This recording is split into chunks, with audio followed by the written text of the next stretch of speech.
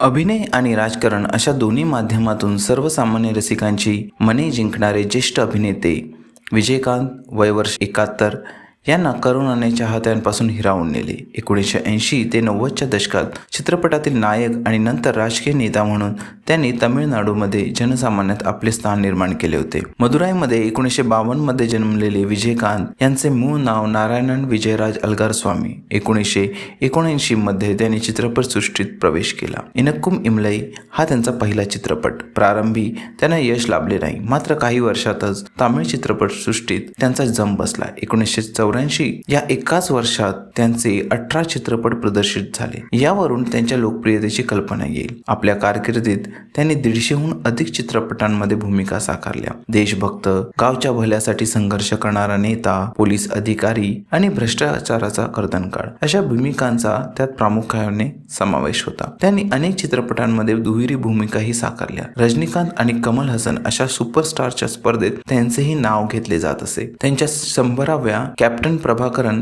या चित्रपटातील भूमिकेवरून चाहत्यांनी त्यांचे कॅप्टन असे नामकरण केले. विजयकांत यांनी संपूर्ण कारकिर्दीत फक्त तामिळ चित्रपटांमध्ये भूमिका केल्या आणि त्यातील अनेक चित्रपट तेलुगू आणि हिंदीत डब झाले. सर्वोत्कृष्ट तामिळ अभिनेत्याचा फिल्मफेअर पुरस्कार त्यांना 7 वेळा लाभला. साऊथ इंडियन आर्टिस्ट असोसिएशनचे अध्यक्ष असताना चित्रकर्मींसाठी कर्जफेड, पेन्शन अशा कल्याणकारी योजना त्यांनी राबवल्या. दक्षिणेकडील परंपरा पुढे चालवीत त्यांनी राजकारणाची वाट निवडली आणि देसिया मुरपोक्कू द्रविड कळघम म्हणजेच DMDK पक्षाची स्थापना केली. गेला काही काळ प्रकृती अस्वास्थ्यामुळे त्यांचा सार्वजनिक वावर कमी झाला होता. चित्रपटसृष्टीत ठसा उमटविणाऱ्या विजयकांत यांना आदराची श्रद्धांजली.